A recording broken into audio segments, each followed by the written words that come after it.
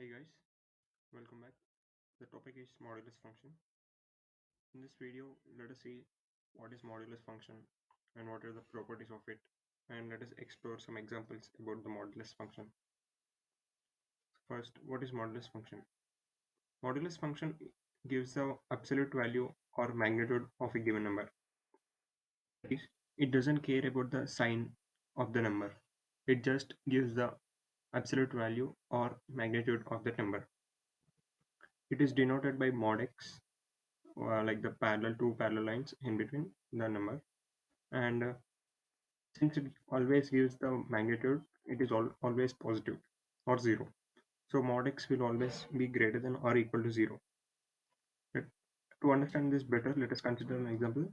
If x equal to minus 2.5, it has two parts, sign part and a magnitude part. So when you apply mod to x, this will give just the magnitude part. It ignores the sign. And if we take x as 3.8, it again has two parts, plus 3.8. So this is sign part. If you apply modulus function to x, again it will just take about the magnitude and gives the magnitude. So we can generalize mod x as follows. So if the number is less than 0, like the case of minus 2.5, if you apply mod to it, so it will give a positive number. So to get a positive number from a negative number, we have to take negative of negative. So what we do is minus of minus 2.5 we get as greater than 0. So that's what we do here. When x is less than 0, we take negative of that number to get positive value. If x is greater than 0, like the case of 3.8, it is already positive, so the mod will always be positive again. So the modulus will be the same function again.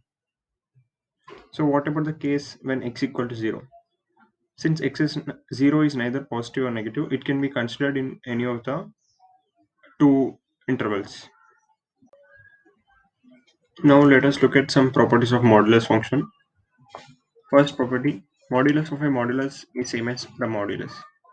That means the modulus of x always gives a positive number. So again, if you take modulus, it doesn't make a difference. So let's say modulus of minus 2.5 is 2.5, right? So how many times more I take modulus, it is always 2.5. Next property, the important property, modulus of x, if it is greater than a, then x is greater than a or x is less than minus a. To understand this, let us plot number line first. So consider this is the origin.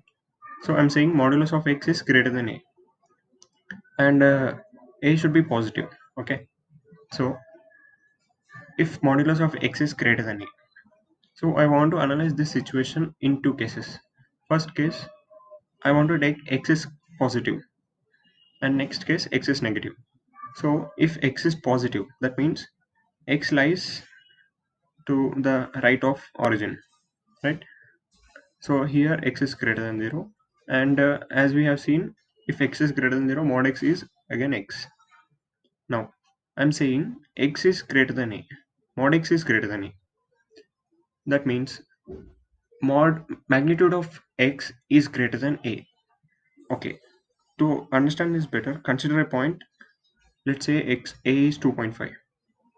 So this line essentially means the magnitude of x is greater than 2.5.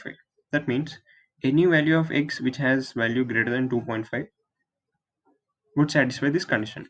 That means I can have any value which is more than 2.5.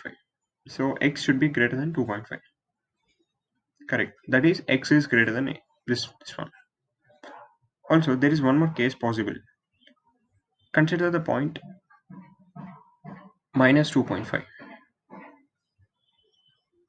So what if I take a value which is less than minus 2.5?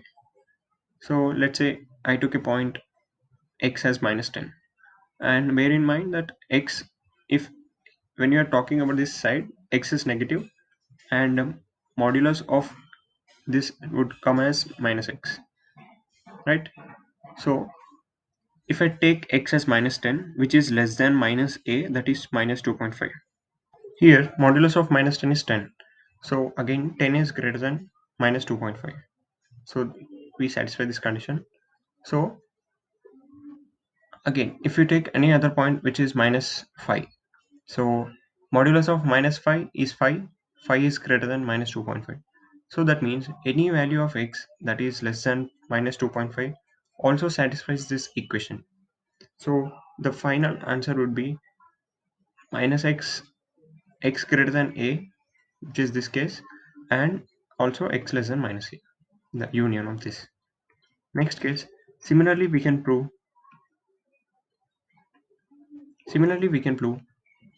if mod x is less than a, then minus a is less than x, and it is less than a.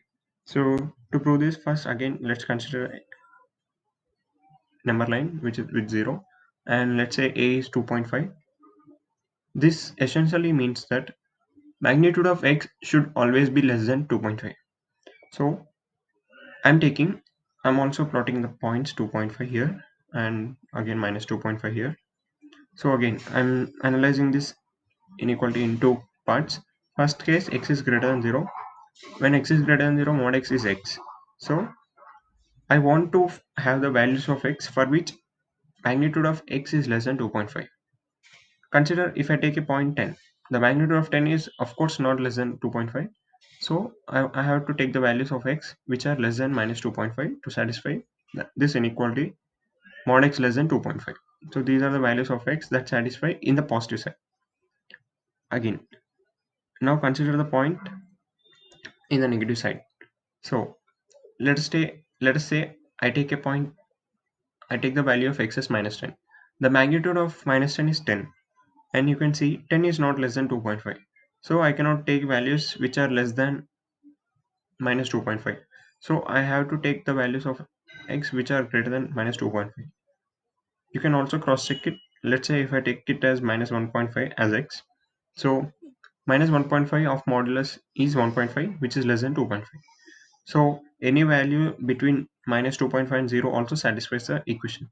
So the final answer would be minus 2.5 to 2.5.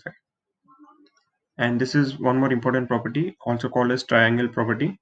So the sum of two numbers taken the modulus is always less than the individual sum of individual modulus. You can check this by taking an example. X is minus 5, let's say, y equal to 3. So if you add these numbers, this will be minus 5 plus 3 is minus 2. Modulus would be 2, and modulus of minus 5 is 5, plus modulus of y is 3. So this is 8. So clearly 2 is less than 8. So this condition is satisfied. This can also be interpreted as like this. So sum of two sides of a triangle is always greater than the third side. Okay, next one. And again you can prove this too. This is also one more important property. So here minus 5 minus 3, I'm taking the same values of x, and modulus of minus 5 minus modulus of 3. This is 5, and minus this is 3 whole modulus. This is 2. So 5 minus 8, 3 is minus 8. Modulus taken is 8. So 8 is always greater than or not equals to 8 is greater than 2. So again we can prove this property. Next, you can separate the modulus in a product, and also you can separate the modulus in a division. So we have to take care that y is not equal to 0.